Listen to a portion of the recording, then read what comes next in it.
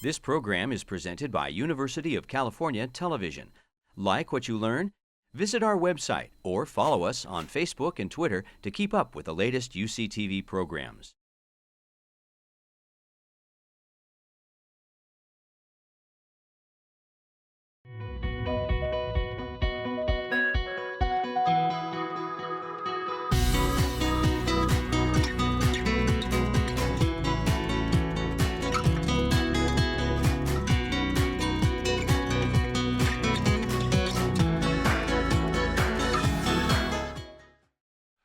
So I'm going to be talking about a battle between our theory of the very large and our theory of the very small.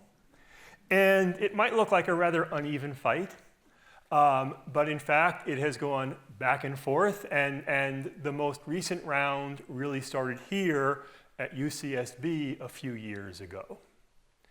So I want to start with two quotations. The first is from Albert Einstein. God does not play dice with the world. So what he was objecting to was quantum mechanics. When you picture an atom, one or more electrons going around a nucleus, you might picture it as this orderly thing like the Earth going around the sun. But in fact, the truth, what we know from the theory of quantum mechanics, is much more, well, exciting in a way. It's this picture here. There's a fundamental randomness in nature. You cannot predict where, if you go and look for that electron, unlike what you might expect from this picture, you cannot predict. You fundamentally cannot predict where you will find it. It could be anywhere in that cloud. And that randomness is what Einstein was objecting to. But this theory of quantum mechanics really is the basis for our understanding of atoms, of chemistry, of matter, of electronics. It's correct. It's strange, but it's correct.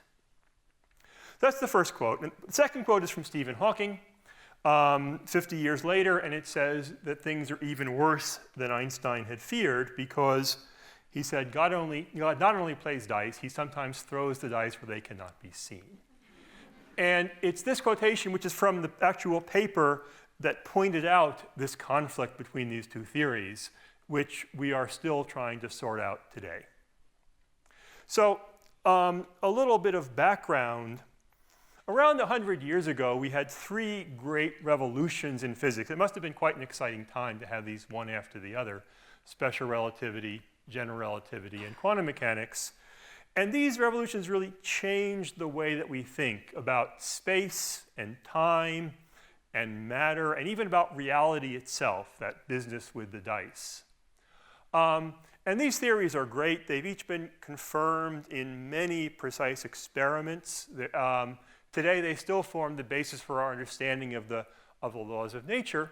But our work was not done 100 years ago, because we have here 3 or maybe 2.5 new principles. And these principles were discovered and understood one at a time. And then what people found is, if you get into situations where 2 or more of these new principles are acting together, they don't always fit. You have to figure out how to fit these things together. And figuring out how to fit these together has really has been behind much of the science of much of the fundamental physics of the last 100 years, and is still challenging us today. So to give some examples, some background, so what these theories each say is that if you go to extreme situations that we aren't used to, things behave very differently from what we've experienced. And there are 3 extremes that seem to matter: the very fast, the very massive, and the very small. And so in those 3 extremes, each of these principles, each of these new theories tells us what happens. But now the question that drives us is, what if something is both very fast and very small? So we have to take into account both this quantum principle I said a little bit about and special relativity. And that turned out to be a very interesting question. So quantum mechanics. This here is called Schrödinger's equation. You're not supposed to have equations in a public lecture. So you can think of this as a piece of art. But it's a very useful piece of art because it allows us to understand with great precision the properties of atoms and molecules and again, all kinds of ordinary matter. It's great, but it can't be the whole story because it works for things that aren't moving too fast, but when things start moving close to the speed of light, this equation does not incorporate the relativity principle, so it cannot be correct. And so a few years after this was discovered, this fellow, Paul Dirac, set out to find the right equation, one that would do all the good things that this one does, but in fact have the relativity principle built in, and he succeeded. So here's another piece of art, the Dirac equation. And again, all this, they look a little different, but when you unpack them, all of the predictions of this one, you still get them here, but when you get to particles that are moving very fast, it does the right thing. So he had succeeded, but he got a bonus. He got an unexpected bonus because this equation actually has twice as many solutions as he expected. There were so maybe this equation is describing the motion of an electron. So there were half of them that described the motion of the electron, but the other half, what were they for? And he realized after a little bit that his equation had predicted a new particle, the positron, the anti-electron. This was the first antimatter. And happily, within a couple of years, it was observed. This is an old-fashioned experimental photographic plate, and that curved track there, in fact, has the signature of exactly this predicted particle. So this is great. This is a fantastic triumph. He had fit together or begun to fit together these two theories, and the experience we've had, and is one reason that we enjoy doing this, we work so hard at it, is when you get these things to fit, you learn things that you didn't expect to learn. Here, he learned about the existence of antimatter.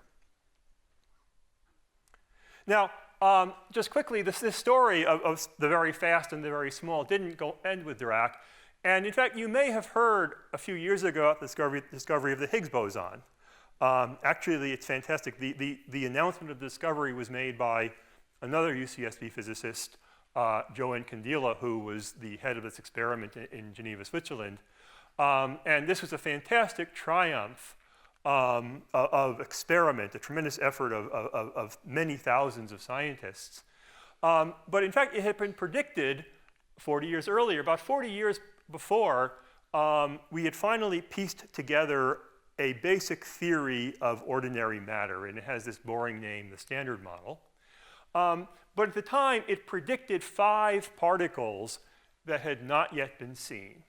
And as you can see, they were discovered one by one, finally capped off by the Higgs boson. Not just the existence of the particles, but their very detailed properties. And the ability to make such precise predictions, the fact that in this case, theory was able to get far ahead of experiment, the ability to make these precise predictions is largely because of this combination of these two principles, special relativity and quantum mechanics. When you get them to fit together, you learn a lot. And we learned all of this from that.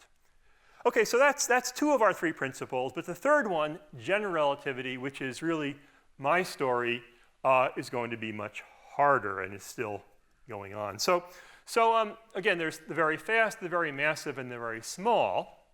And so just a word about this theory, general relativity. General relativity is Einstein's theory of gravity. It says that mass and energy actually make space and time bend, and that this bending is the origin of what we see as gravity, we see as a force. And this is all words, but of course all these things come with lots more equations. It's a very precise theory, and over the years, especially as technology has been improved, its predictions have been tested with more and more accuracy, and it's correct. This is what gravity is, the bending of space and time. So now we come to, again, the problem of confronting 2 principles. What if something is both very massive and very small? And now that might sound like a contradiction. But in fact, there are extreme places where you have to confront this. And here are 3 of them, probably the 3 most important. So the thing that particle physicists like to do what they find extremely revealing is to collide particles together at high energy and see what happens. And in fact, this is a picture of one of the collision events in which the Higgs was first seen, the Higgs boson. And so if you collide these particles together at high enough energy, you can get into this state of large mass and very small. Unfortunately, even our most powerful accelerator is still not at the level where we could, test these two theories together. Second very important one is the early moments of the Big Bang. So the universe is expanding. That means if you go further in the past, it was smaller and more compact. And in fact, we can follow this process backwards extraordinarily far, both with theory and with observation of things left over from those times. We can follow this back extraordinarily far, and if you follow it back far enough, things will be so close together, packed so close together that we'll have to worry about the very small and the very massive at the same time. And the third, which is going to be, after some more introduction, my story, is black holes, and I'll tell you a little later why I draw a black hole like that, but right in the center of the black hole, you have something very small and very massive. So the theme of my talk, again, is this conflict between these two theories, general relativity and quantum mechanics, and what we're hoping to learn from that. But they don't always conflict. To a certain point, they work together just fine. And I want to mention a very important example of that. So here's a picture taken with the Hubble telescope showing a vast region of the universe. Each of these blurry swatches is a galaxy, many billions of stars, so you can imagine the size of that picture. And the question I want to ask is, why are there galaxies at all? Why is the universe not just filled with a uniform gas? That would be sort of the simplest thing that you might think would come out of that'd be the simplest thing that might happen. Why are there galaxies at all? And more quantitatively, what determines the exact pattern? The typical size of galaxies, the spacing between them, and other details of the pattern of the galaxies. And the answer, remarkably, is quantum mechanics. So quantum mechanics, I told you, is this basic randomness of the very small, this basic randomness of where you would find the electron in the atom. These galaxies, as I said, are billions of stars. But the remarkable thing is that the expansion of the universe can take these little tiny microscopic randomnesses, fluctuations, and expand them. And as they expand and grow, they eventually become the seeds of everything in the universe, the galaxies, the stars, and us. It's a fantastic success of science, first of all, to know the answer to this question, and secondly, that the answer ties together the very large and the very small in such a remarkable way. And again, this is not just words and pictures, but behind all of this there is data. So here is another pattern. This is a pattern of radiation from the early universe. And this graph here is an extraction of the pattern in a more precise way. And what you can see, I think very clearly, is this wonderful match between the observations, that's these red dots here, which are the distribution of spots of different sizes, and the theory, which is the green line. So again, a fantastic success of modern science, both on the theoretical side, the ability to put all these ideas together, and on the experimental side, the observations that are involved here are just fantastic. Okay, so there's something that worked. And by the way, this pattern here that we understand formed extremely early. It formed within the first second after the Big Bang. And in fact, probably within the first tiny fraction of a second after the Big Bang. And again, we're talking about using quantum mechanics here, the fluctuations, together with general relativity, which describes the shape, the expansion of space, and they're working together just fine. But if we push this back even further, if we want to really have an understanding of not just if we want to have an understanding that reaches even earlier, if we really want to understand how the Big Bang began, our theories don't go that far.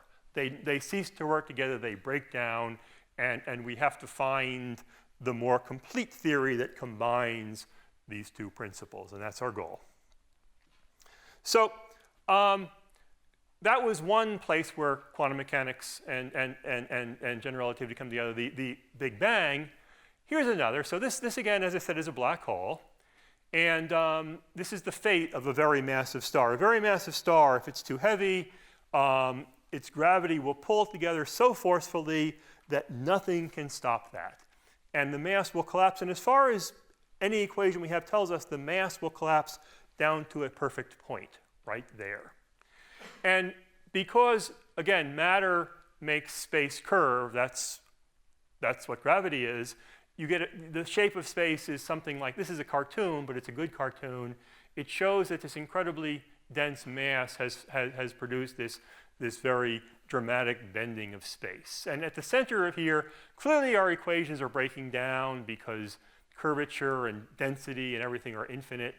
But long before we get to the singularity, actually, there's another interesting place in a black hole, which is the event horizon. The event horizon is the point of no return, the point past which nothing really happens as you pass this point, or not, we didn't think it did. But once you're past that point, you're so deep in this potential, in this gravitational field that you can never get out again. You can't get out. Not even light can get out. If you try to send a beam of light out, send a message out to your friends, it will just bend, and it too will fall down into the singularity. So the horizon is the point of no return.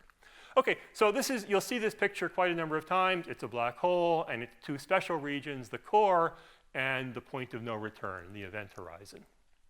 Now, there's lots of black holes in the universe. They're all over, but they're too far away for us to make the kind of precise observations that it would need to see quantum mechanics working. And so the rest of this talk is built around theoretical ideas. And again, I'd like to just mention again the fact that in the past, these kind of theoretical ideas have come back ultimately to observation. But for now, we have to understand the theory. And so a basic tool is a thought experiment.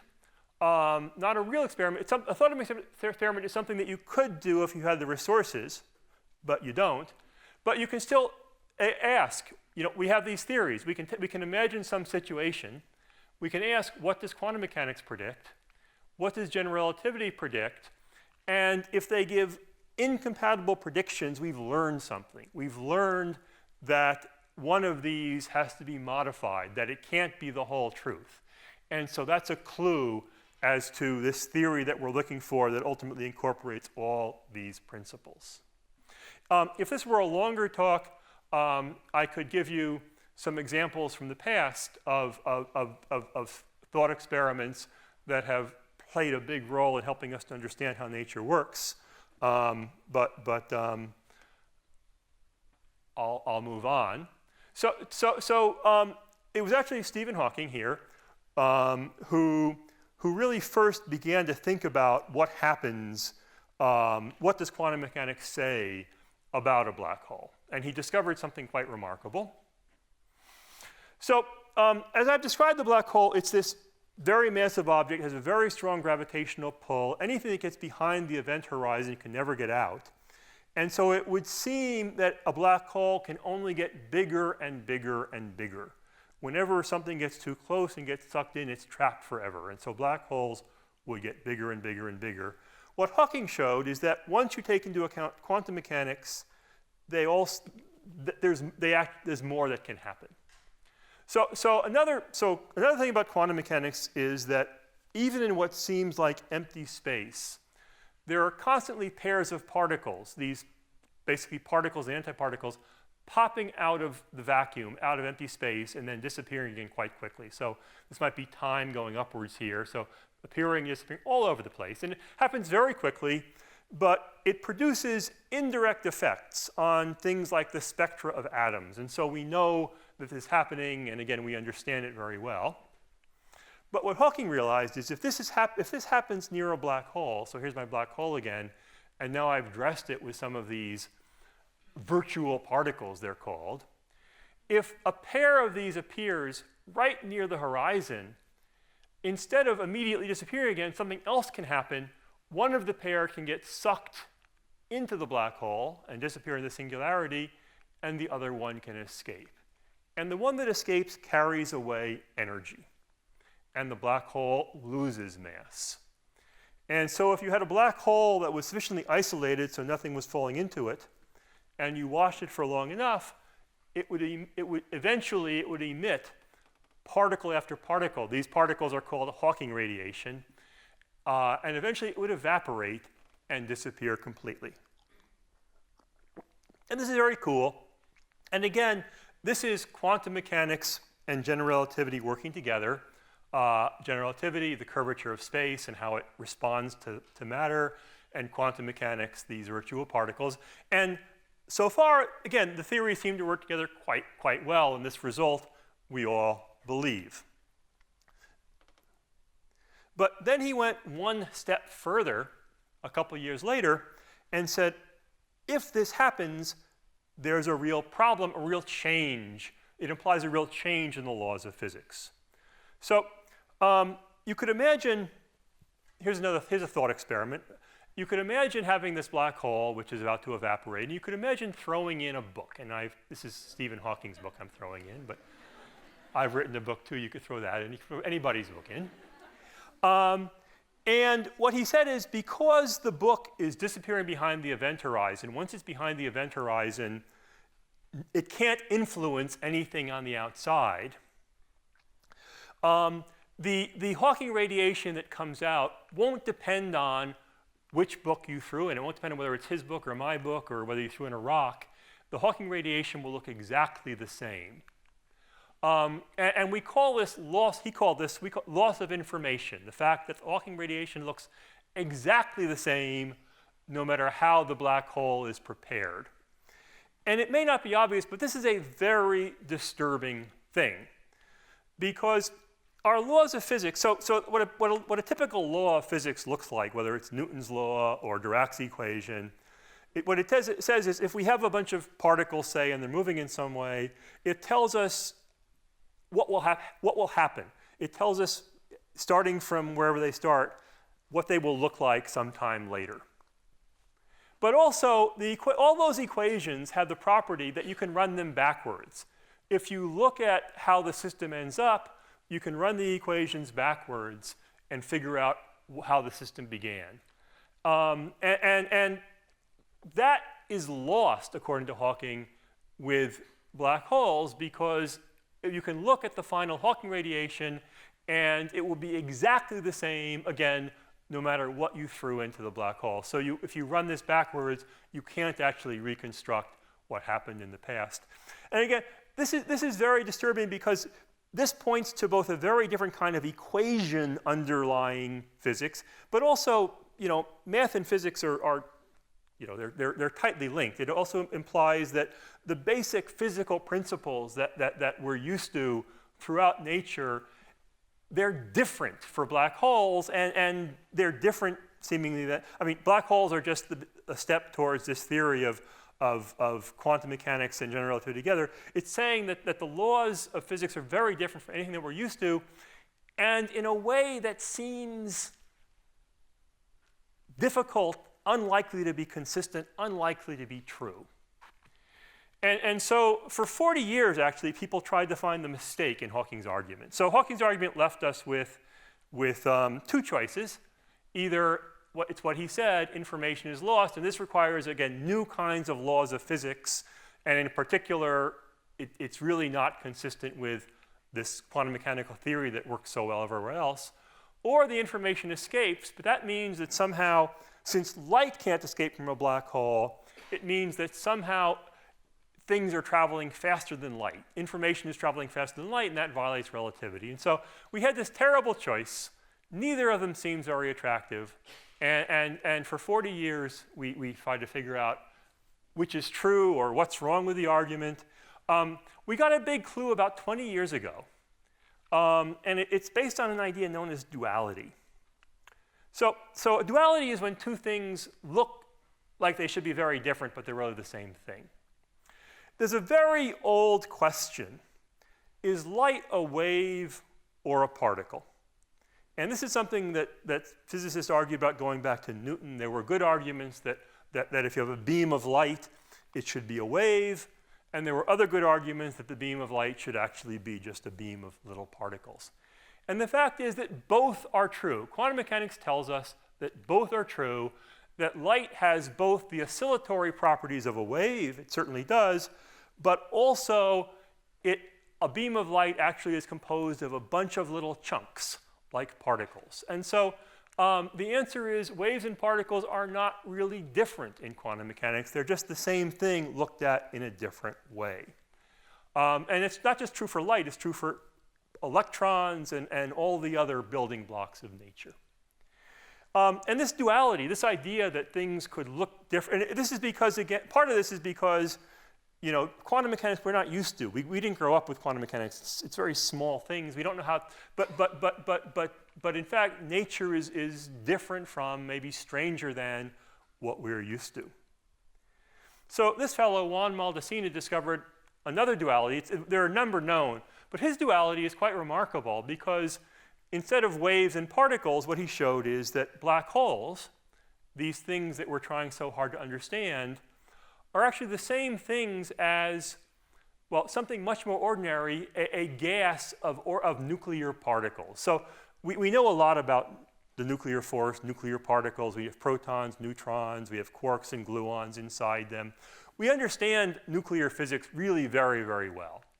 And so this remarkable statement that this very strange thing with all of its bizarre properties could be the same as this thing, which is still pretty exotic, but much less exotic and much better understood, that's a remarkable statement. And it's again, it's a bigger version of this wave-particle duality. And it's really pretty much the deepest thing that we know about the basic laws of physics, the deepest thing that we know about uniting quantum mechanics and gravity. And it has many consequences, but one is, since we know that these satisfy the ordinary laws of quantum theory, that information is not lost, then also over here, the black hole can't destroy information. And a few years after this argument, Hawking agreed. It surprised me because he's a very strong-willed person. He must be, of course, to do what he's done. But it surprised me that he changed his mind about his claim about the dice. But we still don't know.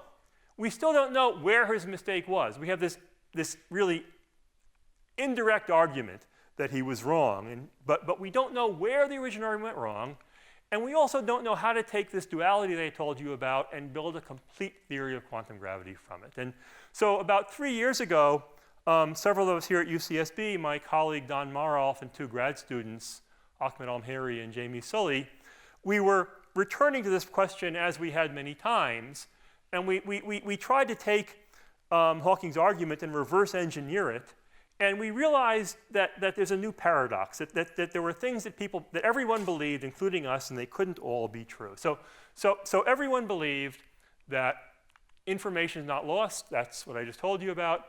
They believe that an observer who stays outside the black hole doesn't see anything unusual, like particles moving faster than the speed of light. But also an observer, an astronaut who jumps into the black hole, sees nothing unusual, especially right here at the event horizon. So the inside of the black hole might seem like an exotic place, but it can be quite large. For a big black hole, the distance from here to here might be 1 billion miles, a long, long distance. And so an astronaut who falls into a black hole would experience a very long period of just ordinary space before finally getting crunched by the very strong gravitational field down here. That's what Einstein's theory said, but these things can't all be true. And the reason for the contradiction comes from another mysterious property of quantum mechanics known as entanglement. I've mentioned the randomness and the duality. This is maybe the weirdest of all. And I'm going to use dice again to illustrate it. Imagine I had a pair of dice prepared in a special way so that I roll the first die, and it could come up with any one of its numbers, 1 through 6. But whatever number the first die comes up with, the second die will always come up with the complementary number, so they add to 7. You could make a lot of money if you had a pair of dice that would do that. But you can't. This is some kind of mysterious link between the dice. But in quantum mechanics, this happens all the time. This is really the essence of quantum mechanics. And in fact, when the Hawking process happens, the pair of particles that's produced is entangled, A and B here. But conservation of information requires something different. It requires that the different Hawking particles, here's the same particle B coming out later, they have to be entangled with each other. So B has to be entangled with C. So these things that contradict, so B has to be entangled with A. It also has to be entangled with B. The laws of quantum mechanics don't allow this. We say that entanglement is monogamous. B has to choose. Can't have it both ways. And if you choose one, you lose information. If you choose the other, something very bad happens at the horizon. Because if you preserve information, if you keep the entanglement between B and C, you lose the entanglement between A and B. And that's sort of like breaking a chemical bond. Breaking a chemical bond means you've got energy there. And so if you preserve information and give up the entanglement between A and B, where Einstein's theory says you have a smooth space, you in fact will have a wall of energy. And this is what my colleague Don called a firewall. I'm not sure it's the best name, but it means that space looks this is again, quantum mechanics versus space-time. It means that space looks very different from what Einstein's theory says, and quantum mechanics takes away a big chunk of it. And nobody believed this. I mean, basically, people reacted to our paper the same way they reacted to Hawking's. They set out to find our mistake. And 3 years later, no one has found our mistake. A few people have come up with ideas as to how this firewall might form. Many more people have proposed ways to avoid it.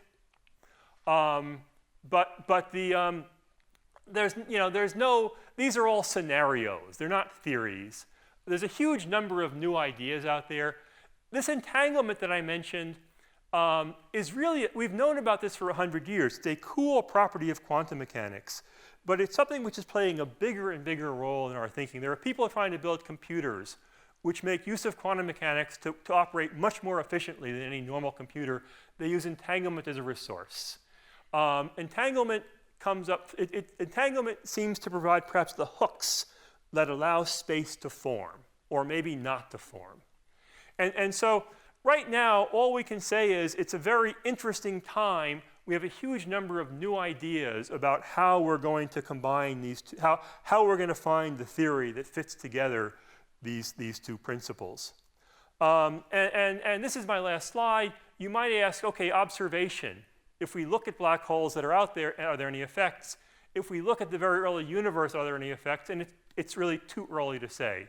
As you might have gathered from my last couple of slides, we have a huge number of ideas and nobody agrees on what will be the winner. And so all we can say is well, what I've tried to tell you is both the big picture of these great theories we have, the challenge we have in fitting them together, some of the success we've had in the past and the discoveries like the Higgs boson and antimatter that have resulted from this, and where we sit today and what questions we're trying to answer. So thank you.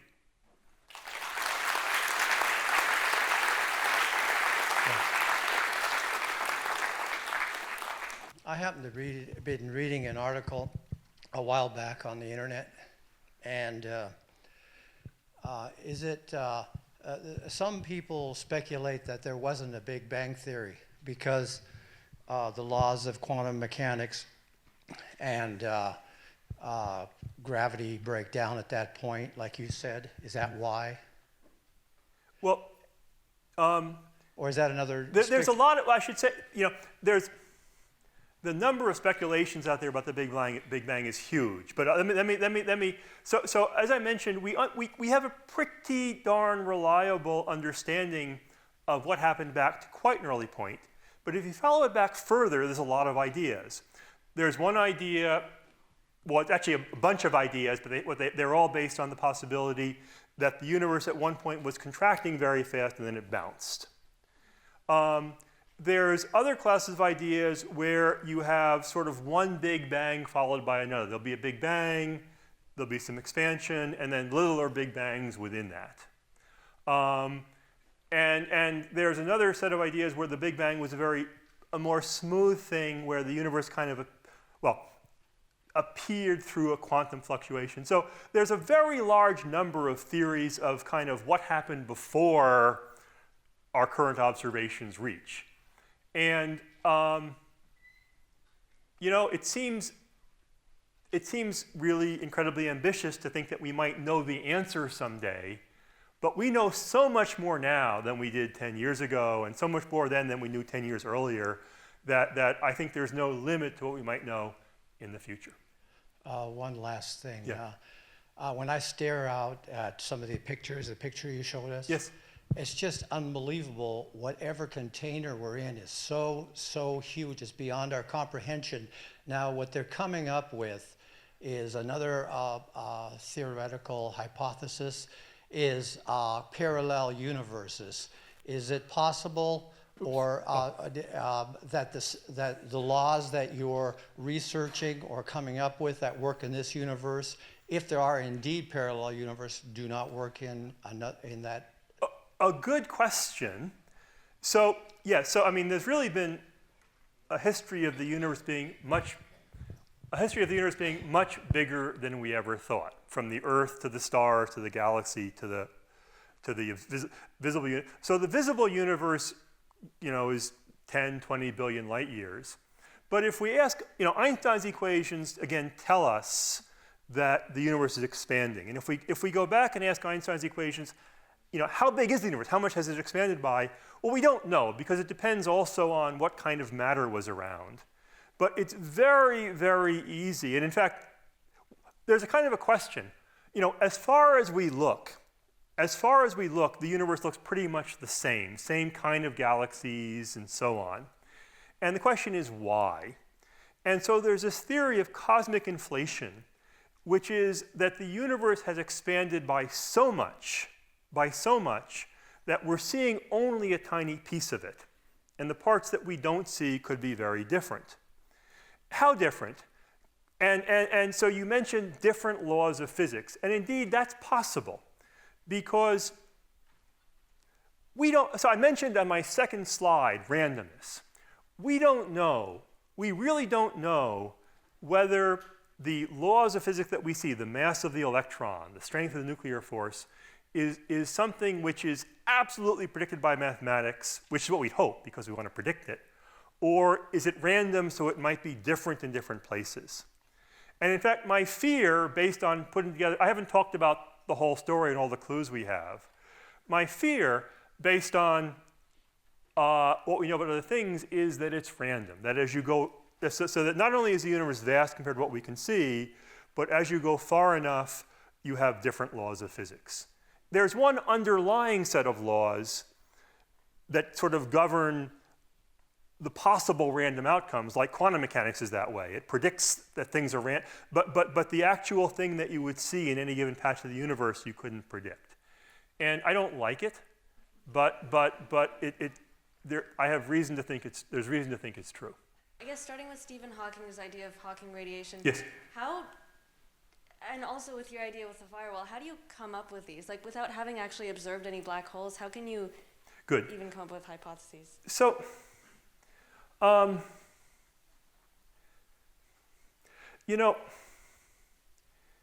when you learn physics, you do a lot of calculations, and you develop a feel for how things behave in regimes that you haven't directly experienced, and whether it's the atomic scale or the cosmic scale, and so that's part of it. But certainly, I'm not sure there's any. Well, one thing that I'm often trying to do is to make a simpler model.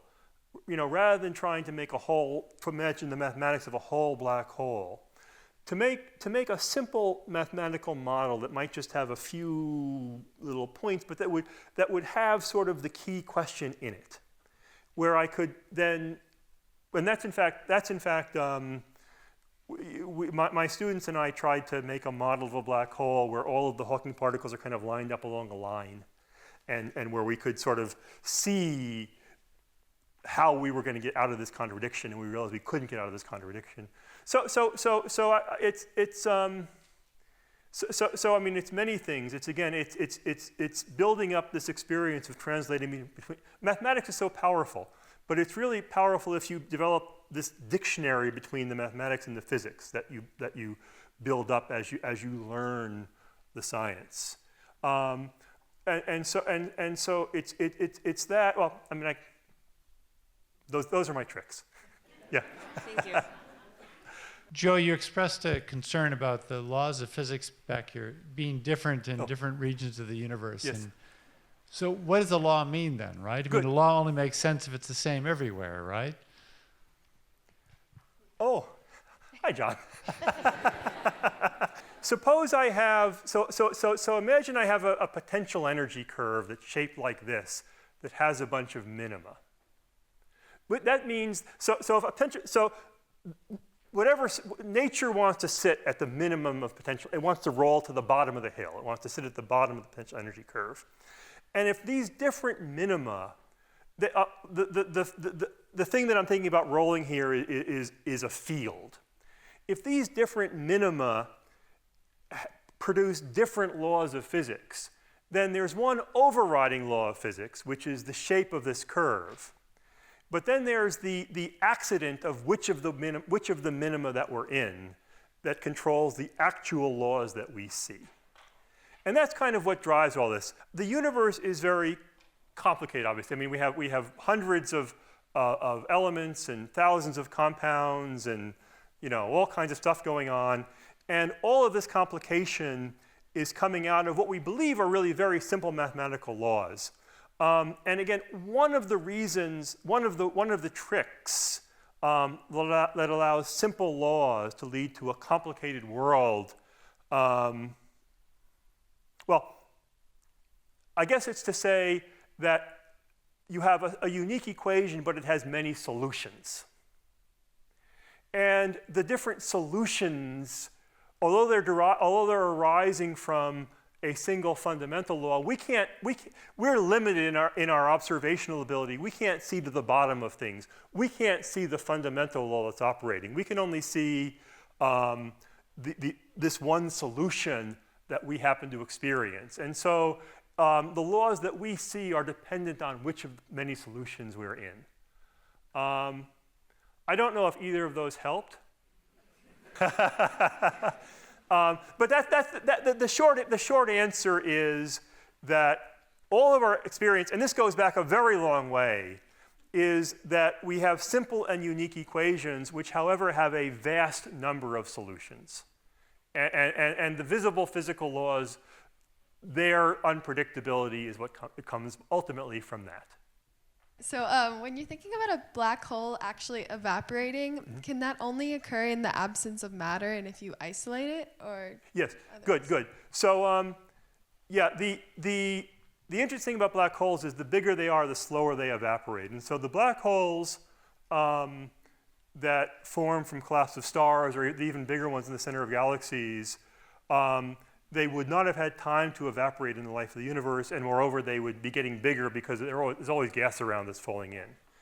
But if it works out that if you had a black hole with approximately the mass of a mountain, it would be much smaller than a mountain. But if you had a black hole with approximately the mass of a mountain, that would have evaporated in the course of the life of the universe. And so when Hawking first hit on this idea, he supposed that maybe there was some process in the early universe that would produce such black holes so that we could actually see them decaying even today. Unfortunately, as far as we know, we haven't seen any evidence for this, and as far as we know, there's no process that's dramatic enough to have produced these. But that's indeed. The astrophysical black holes are never sufficiently isolated for this. This is a true thought experiment. Okay. But it's hopefully a thought experiment from which we will learn something about the real universe. Yes? Okay. Sorry, I have another one. Sure. So I know like when black holes occur there, it's matter collapsing in on itself. Yes. But where does like, I don't know if we know this, where does the matter go? Like, is it released as energy or? So what Einstein's equations say is that the matter, you saw my picture, that the collapse continues. The black hole first falls behind the event horizon and keeps getting smaller until all the matter is in that single point in the center. And it seems incomprehensible and very likely, but I mean, essentially that's the answer. It's still right, it's still there in the center. Just really small. Yeah. When you were talking about the firewall, you said that the motivation for it is when you have one particle that's radiated and another its anti-particle that's absorbed, you would accept entanglement between them. Yes. And for information to be conserved, instead there has to be entanglement between one radiated particle and another. Mm-hmm. And so the energy from that entanglement of the particle and its antiparticle has to go somewhere. Mm-hmm. Why does it have to go towards this firewall type construct instead of something like kinetic energy in the radiated particle? So, let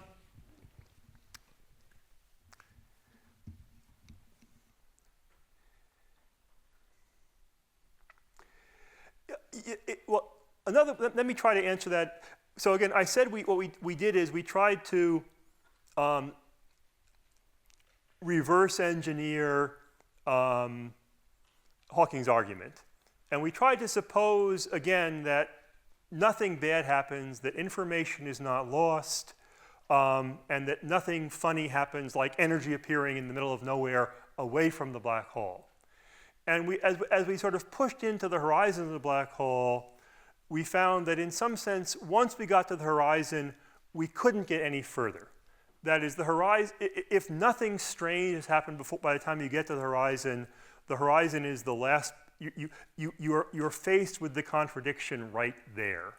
So if you try to move, I mean, there's lots of people trying to move the problem around to different places. The problem is if it seems that strategy moves the problem from the inside of the black hole to the outside of the black hole, which of course would be very interesting because we could see it then. That would be my favorite resolution to this. And in fact, Steve Giddings, a professor here, this is what he's convinced is true. He's working on exactly this. I just don't see how to make it work. So you said that when black holes are evaporating, it's energy that's being released when the two paired particles get split. So what happens to that energy? Does it affect anything else, or what happens to it? So, I mean, the short answer is no.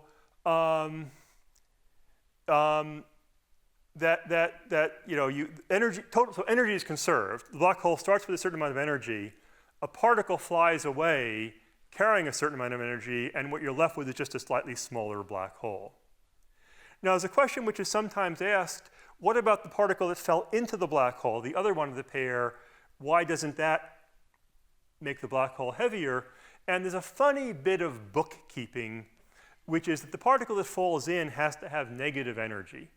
And the words sound funny, but in fact, it's just bookkeeping in a sense. There's nothing wrong with it. It's a funny bit. It's sort of a funniness in the definition of energy. And so the balance sheet works. Energy is conserved. That's kind of the best I can say. Yeah. Is it feasible for you to summarize the state of string theory now and how that relates to some of these problems you're tackling? Yeah. So I work a lot on string theory. I didn't mention strings. There's a 60-minute version of this talk in which they appear on one slide. But in fact, string theory, some of the problems of quantum gravity seem to get better, not the ones I talked about, but some of the other ones seem to get better if particles, instead of being little tiny points, are little tiny loops. And that's how string theory began. String theory has actually changed a lot. In fact, in some sense, the center of what we now call string theory is this duality of Maldaceni's, the duality between black holes and ordinary matter. Although it doesn't although strings don't seem to appear in there, they're hidden. They explain why this is true. And so string theory has morphed into, instead, in some sense, this theory of duality. And it's, I think, it's going on to answer questions like this question about black hole information that it needed to answer. It may morph again. I mentioned in my next to last slide, I talked a lot about entanglement in the last few minutes of my talk. And I mentioned that in this whole conflict between space-time and quantum mechanics, it may be that in the end that entanglement provides the hooks that hold space together. And that doesn't sound like string theory, but in fact, it's actually the same idea sort of understood more deeply. Theories, when they're discovered, like quantum mechanics and general relativity, they often start with kind of a cartoon of what the real idea is, and as they're understood better, we get closer to the right way to think about them. And that's what happened with string theory. And I think so when I say that quantum gravity is in a very interesting stage, I mean especially in the context of the ideas that have come from string theory. So my question is in terms of, like, specifically when you're looking at the Higgs boson particles or quarks, there's possibilities of being able to physically prove them besides mathematical equations. Right. Is there any potential way to prove what you're looking at right now? Right. In the So future? this is a very good question. So nature has made things. So the problem that we're trying to solve, again, which involves what happens when you have both the very small and the very massive, means that any experimental test is going to be something really extreme. We've got to get to a really extreme environment. And in some sense, I have to say, the biggest question is, how did the universe begin? And it's fantastic. And this is a question which has observational consequences. I showed you, that one graph of the cosmic microwave background. So if you kind of list where do you hope you can see this theory operating, that's one place where we might look. I have to say, for myself, the experience has been that when you fit things together, you learn things you didn't expect to learn, like Dirac's prediction of antimatter. And so, for me, the puzzles we have now, I don't know where they. When we solve them, we'll know where they lead. And my hope and expectation is that we will learn things that we didn't even expect. Now, this duality of Maldaceni's, which connects gravity to the other forces, it makes predictions. That is, you can use now gravity to actually calculate properties of exotic phases of ordinary matter. But it's sort of like applied string theory. It's like how the moon landing led to Teflon. It's not the real goal. It's a spin-off. And so there are connections to observation, but the observations that would say this is the right theory, it could come from the universe, or it could come from someplace surprising once we get things figured out. I wish there were a more short-term and optimistic answer, But you know, this is what we're faced with when we're trying to combine these two theories. They really come together only in very extreme places. Thank you.